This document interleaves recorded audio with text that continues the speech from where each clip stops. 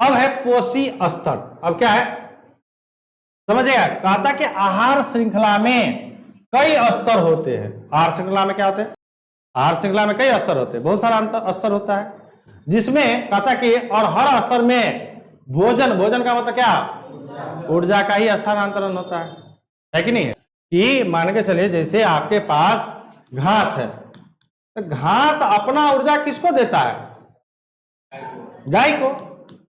और गाय अपना ऊर्जा किसको देता है, मनुष्य को। किस रूप में, दूध के रूप में, है कि नहीं है। और फिर ये मनुष्य इस ऊर्जा का रूपांतरण करता है किस रूप में, किसी भी कार्य को करने में।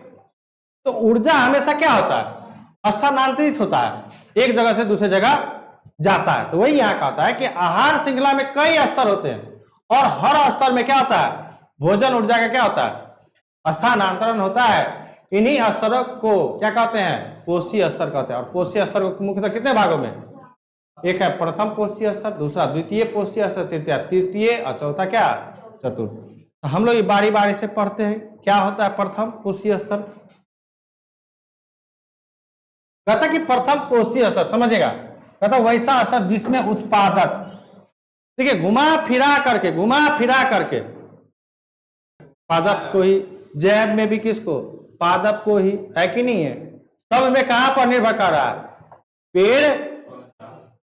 और पेड़ पौधा कहां से, इस पृथ्वी से, सभी प्रकार का क्या होता है, इस पृथ्वी से और वायुमंडल में उपस्थित हाँ क्या चीज है, कार्बन डाइऑक्साइड, सूर्य के प्रकाश, हाँ उन सभी से अपना क्या करता है, भोजन बनाता है। और उसी भोजन को फिर भिन्न भिन्न जीवों में क्या करता है, स्थानांतरित करता है। तो कहता समझेगा, कहता वैसा स्तर जिसमें उत्पादक, जैसे हरे पौधे को रखा गया है उसे क्या कहते हैं, प्रथम पोषी स्तर। दूसरे द्वितीय पोषी स्तर में वैसा स्तर जिसमें शाकाहारी जंतु यानी प्राथमिक उपभोक्ता को रखा गया उसे क्या कहते हैं, द्वितीय पोषी स्तर। तृतीय में कहता वैसा स्तर जिसमें मांसाहारी जंतु जैसे द्वितीयक उपभोक्ता को रखा गया उसे क्या कहते हैं, तृतीय पोषी। और चतुर्थ में क्या, वैसा स्तर जिसमें उच्चतम श्रेणी वाले जंतु जैसे तृतीय उपभोक्ता।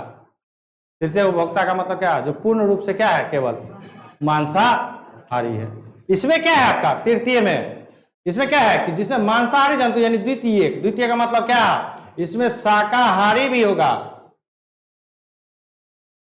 और क्या मांसाहारी भी होगा, यानी सर्वाहारी। क्लियर है, कोई दिक्कत नहीं है, ठीक है। और चतुर्थ में तो समझ गए कि किसमें है, जिसमें तृतीयक उपभोक्ता। तृतीयक उपभोक्ता का मतलब क्या है, जो पूर्ण रूप से उसका भोजन ही क्या है, मांसाहारी है। तो देखें किस प्रकार से बांटा, प्रथम में किसको, उत्पादक को, प्रथम में किसको, उत्पादक को, दूसरे में किसको, प्राथमिक उपभोक्ता को, और फिर तृतीयक में किसका, द्वितीय को, और चतुर्थ में किसको, तृतीयक उपभोक्ता को सम्मिलित किया गया है।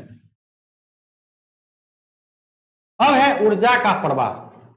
अब हम लोग तो तभी से पढ़ रहे हैं कि ऊर्जा स्थानांतरित होता है एक जगह से, लेकिन कितना प्रतिशत हो रहा है ऊर्जा। तो जैसे अभी बोले ना कि घास से गाय को जा रहा है, फिर गाय से हमें आ रहा है, तो उसका कितना प्रतिशत आ रहा है ऊर्जा, समझिए। कहा था कि आहार श्रृंखला के प्रत्येक पोषी स्तर पर कुल ऊर्जा का कितना, 10% ऊर्जा का ही स्थानांतरण अगले पोषी स्तर को हो पाता है। कितना प्रतिशत, मात्र 10% ऊर्जा का ही क्या होता है, स्थानांतरित होता है। मतलब क्या कि यदि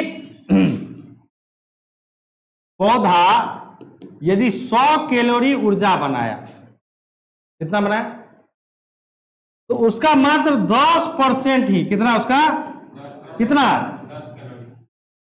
100 का कितना 10%, यानी क्या, यदि 100 का मतलब गुना 10 बटा कितना 100, 100 का कितना, यानी 10 भाग ही 10 कैलोरी ही, 100 कैलोरी है ना, 10 कैलोरी ही किसको देगा, वो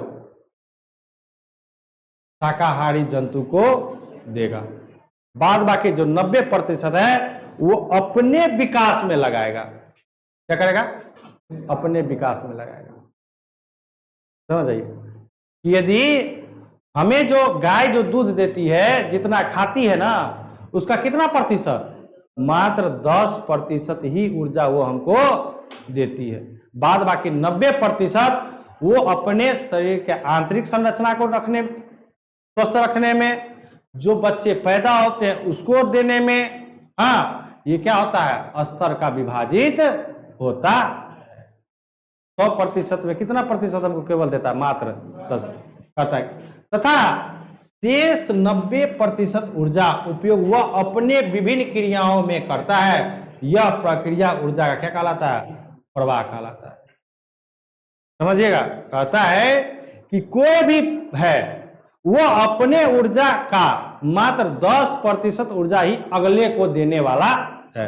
अब 90, जैसे मानकर पौधा है, तो पौधा का टहनी का विकास करेगा कि नहीं करेगा, नया नया पौधा निकालेगा कि नहीं निकालेगा, है कि नहीं, अपने पास ऊर्जा रखेगा कि नहीं रखेगा। जिस दिन मान के चले सूर्य नहीं उगेगा, उस दिन तो भोजन नहीं बनेगा, तब तो उस दिन पौधा क्या करना चाहिए, सूख जाना चाहिए। क्या सूखता है, क्योंकि ठंडी मौसम में वो 2-4 दिन लगातार क्या होता है, धूप नहीं निकलता है, तो फिर उसका भोजन कैसे आखिरकार प्राप्त होता है।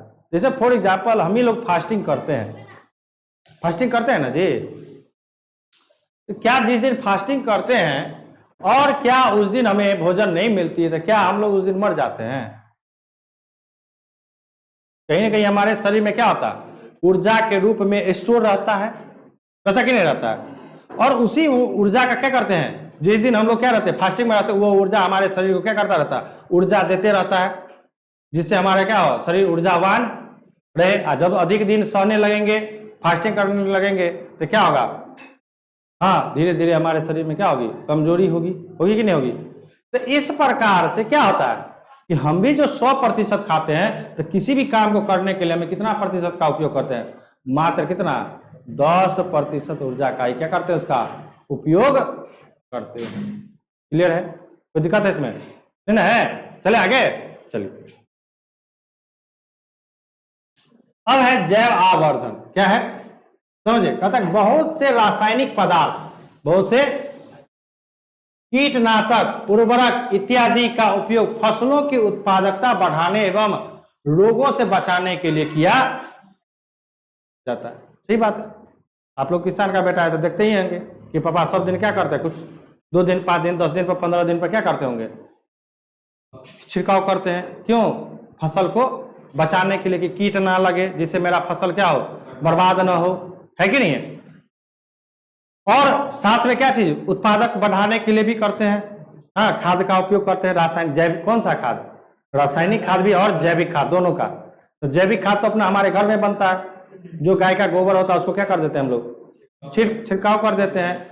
और जो रासायनिक खाद जो बाजार से हमको मिलता है उसको क्या करते हैं हम लोग, उपयोग, जिसको उर्वरक कहा जाता है, हम लोग वो भी खरीद करके क्या करते हैं, खेतों में डालते हैं। किस लिए, क्योंकि जिससे हमारा फसल क्या हो, की मात्रा क्या हो, बढ़े, अच्छा हो, इसीलिए ना। कहता कि बचाने के लिए किया जाता है। ये रासायनिक पदार्थ विभिन्न पोषी स्तरों से गुजरते हुए मनुष्य के शरीर में पहुंचता है। इस क्रिया को ही क्या कहते हैं, जैव आवर्धन कहते हैं। अब देखिए कैसे, हम लोगों ने जैसे मान के चलिए यूरिया डाला कहां पर, इस यूरिया को डाले कहां पर, खेत में डाले ना जी, डाले कि नहीं डाले। अब इस खेत में इससे क्या होगा, फसल तैयार होगा, हाँ या नहीं, होगा ना। अब इस फसल का देखो 2 तरीका से उपयोग करते हैं, नहीं करते हैं, बताओ तो कौन कौन आरती, इस फसल का किस किस प्रकार से उपयोग करते हैं, बताओ, खड़ा हो, अभी जस्ट पढ़ाएं। एक प्रत्यक्ष, जिसमें सीधा उपयोग करते हैं खाने में, और दूसरा उपयोग करते हैं क्या, अप्रत्यक्ष। कैसे, जैसे चारा के रूप में करते हैं ना। ये जो फसल है, फसल में 2 ही चीज होता है, एक अनाज और दूसरा क्या, उसका अपशिष्ट। 2 ही चीज होता है ना, एक तो अनाज होता है, दूसरा क्या होता है उसका अपशिष्ट, जिसको हम लोग लार कहते हैं, भूसा कहते हैं, यही होता है ना, और कुछ होता है ना, यही चीज है ना। अब देखिए, जैसे हम लोग यूरिया डाले खेत में फसल उपजा, तो एक तो हम इस यूरिया का अंश से ही फसल बना हुआ है, तो ये यूरिया का कुछ ना कुछ मात्रा तो हम डायरेक्ट खा रहे हैं खाना के रूप में, कुछ अब ये खाएगा कौन? मवेशी। इस मवेशी से हमें क्या मिलेगा? दूध। फिर उस दूध का प्रयोग कौन करेगा यहां पर? मनुष्य। हाँ या नहीं? तो प्रत्यक्ष और अप्रत्यक्ष समझे ना। इस चारा का डायरेक्ट मनुष्य उपयोग नहीं करता है, करता है? इस चारा किसको खिलाता? पहले मवेशी को। किसको खिलाता है? अब फिर ये जो चारा अप्रत्यक्ष है ये खिलाता मवेशी को, अब फिर इस मवेशी से किसको प्राप्त होता है? और यहां से प्रत्यक्ष मतलब खाने के रूप में क्या? तो ये जो यूरिया है कहां पर घूम कर लास्ट में कहां जा रहा है? मनुष्य में जा रहा है कि नहीं जा रहा है? देख लीजिए, पूरा स्पष्ट समझिए कि क्या है आपका जैव आवर्धन। समझ रहे ना? कहता है कि जितने भी हमारे भारत के किसान हैं, हाँ, अपने फसल को बचाने के लिए या अपने फसल की उत्पादन की मात्रा को क्या करने के लिए? बढ़ाने के लिए दो प्रकार का खाद का प्रयोग करता है, या तो एक जैविक खाद या एक रासायनिक खाद जिसको उर्वरक कहते हैं, और वो फिर घूम फिर करके, हाँ, घूम फिर का मतलब क्या? प्रत्यक्ष और अप्रत्यक्ष रूप से वो किसके शरीर तक पहुंचता है? मनुष्य के शरीर तक।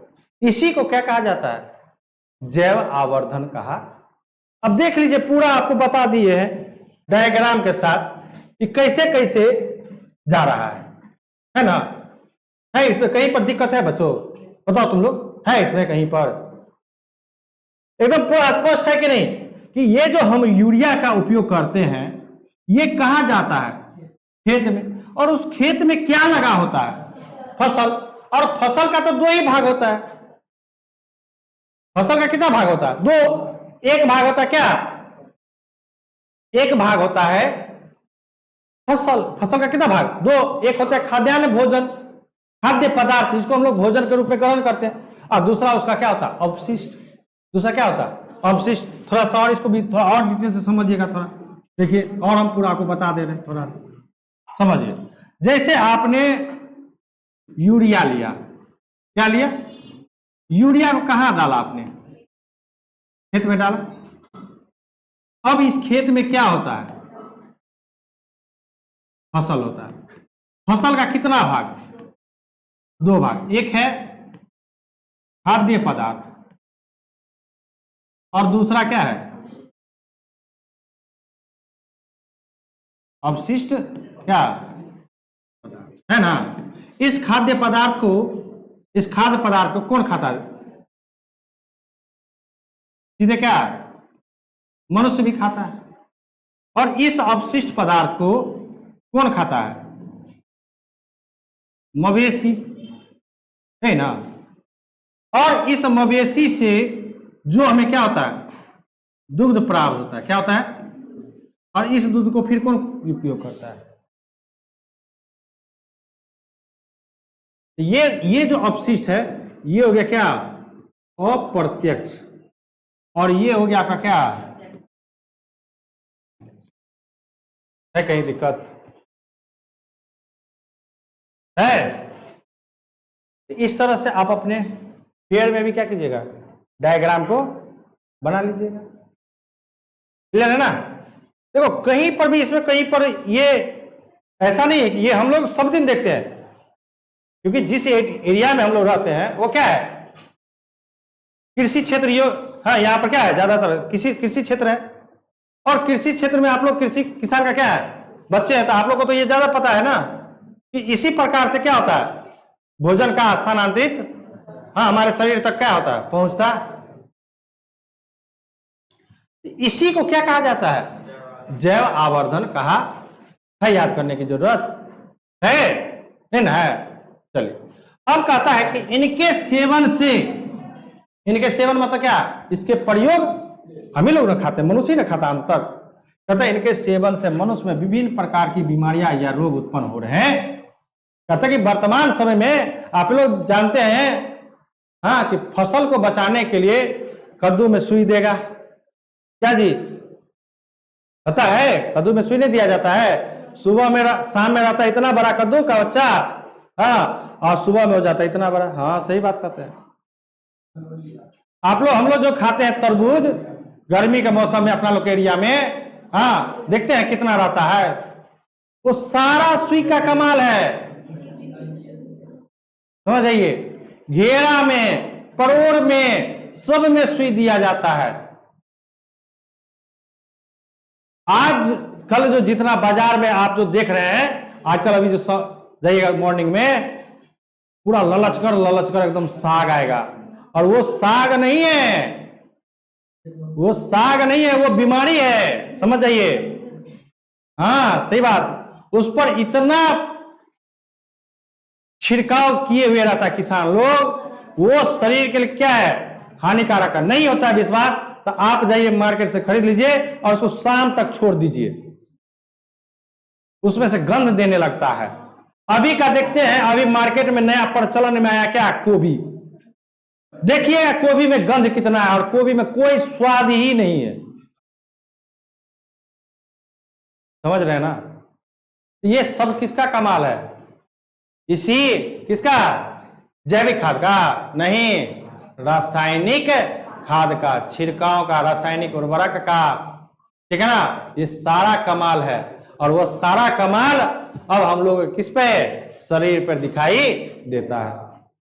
और एक चीज और, किसान बहुत तेज दिमाग का होता है। जो अपना खाने के लिए रहेगा उसमें छिड़काव नहीं करेगा। हाँ, अपना खाने वाला में ज्यादा उर्वरक का प्रयोग नहीं करता, ज्यादा छिड़काव नहीं करता है। हाँ, और जो बेचने के लिए उसको तो पैसा कमाना है ना, उसको आपके हमारे शरीर से क्या लेना देना है? कोई लेना देना? वो ज्यादा से ज्यादा उस पर छिड़काव करते हैं, क्योंकि उसको उत्पादन को क्या रहता है, बढ़ाना रहता है, मुनाफा ज्यादा कमाना रहता है, मेहनताना ज्यादा कमाना रहता है। इसलिए वो क्या करते हैं, ज्यादा से ज्यादा उस पर क्या करते हैं, छिड़काव करते हैं। हाँ, तो डॉक्टर तो होता ही है, हम तो, हाँ, तो डॉक्टर तो होता ही है ना। आपको बिना मतलब का, समझेगा, आपको बिना मतलब का क्या लिख देगा, टेस्ट लिखेगा। पहले बहुत टेस्ट कम लिखा जाता था, आजकल 50% तो डॉक्टर का कमीशन रहता है, तो वो लिखेगा क्यों नहीं? यदि 500 रुपया का यदि टेस्ट है पूरा उसका, तो 250 रुपया डॉक्टर का, 250 रुपया टेस्ट करने वाला का, जो लैब बैठाया हुआ है। तो यहां तो अब क्या हो गया, डॉक्टरी तो पूरा क्या बन गया जानता है, दलाली का अड्डा बन गया है। डॉक्टरी पूरा दलाली का अड्डा है, हकीकत बात कहते हैं। इतना ही नहीं, दवाई भी जो सेम कंपोजिशन रहता है वो भी वही काम करेगा, लेकिन दवाई का दाम कितना वाला लिखेगा, 300 रुपया वाला, 250 रुपया वाला दाम लिखेगा। और वही चीज 100 रुपया में भी आता है। कल हम कहीं गए थे तो कैल्शियम के टैबलेट के लिए सेलकल भी उपयोग में लाया जाता है। क्या डॉक्टर साहब, सेलकल कैल्शियम का टैबलेट है, और उसके जगह एक कोई और टैबलेट दिया था जिसका दाम 350 था, और सेलकल में भी वही सेम कंपोजिशन है, कैल्शियम की ही प्राप्ति होगी। और दूसरे टैबलेट का देखे उसका दाम था कितना, 350 रुपया। कहां 100 रुपया, कहां तो जेनेरिक आइटम देखिए। तो इसलिए ना भारत सरकार क्या किया, अभी खोले हुआ है ना, कौन सा, जन औषधि केंद्र खोले हुए हैं कि नहीं। आप देखते हैं कि हॉस्पिटल में जब जाते हैं, निर्मली के हॉस्पिटल में, तो मुख्य द्वार के बगल में ही जन औषधि केंद्र है वहां पर, ध्यान से देखिए, वहां पर दवाई जो आपको मार्केट में, हाँ, तो ये है कि सेम कंपोजिशन मिलेगा, लेकिन सेम डॉक्टर क्या कहेगा, नहीं जो हम लिखे हैं ना वही दवाई लाइए, वो खाइएगा तो जल्दी ठीक होइएगा। और जन औषधि केंद्र में सेम कंपोजिशन दवाई मिलेगा, लेकिन उसका दाम क्या रहेगा, काफी कम रहेगा। तो डॉक्टरी जो है ना केवल दलाली का अड्डा बन गया है, हकीकत बात बताते हैं। और जो डॉक्टर जितना ज्यादा फी ले, उस समझ लो कि बहुत बढ़िया डॉक्टर वो है, लोग उसको बहुत चाहता है, ये ज्यादा फील हो रहा है, इसका मतलब क्या है? हाँ, समझ रहे हैं ना? तो इस तरह से, हाँ, आपके पापा तो फी नहीं लेते हैं, लेते हैं, समझिए। तो इस तरह से भी क्या समझेगा, तो ये हमारे लिए कितना खतरा क्या है, नाक है, हमारे जीवन को बर्बाद करे। तब ना आज देखता है कि विभिन्न प्रकार के शरीर में रोग उत्पन्न होता है। सबसे पहला तो रोग उत्पन्न होता है गैस का प्रॉब्लम, डायबिटीज का प्रॉब्लम, हाँ, किडनी का प्रॉब्लम, स्टोन बनने का प्रॉब्लम, लीवर का प्रॉब्लम, ये सब क्या हो गया है, आम बात हो गया अब। हाँ, मोटापा का प्रॉब्लम, तो मोटापा तो ये है ना कि आप खाते हैं आप, और उस ऊर्जा का कहीं पर आप क्या करते हैं, यूज ही नहीं करते, तो मोटा तो होइएगा ना, समझ गए ना? चलिए।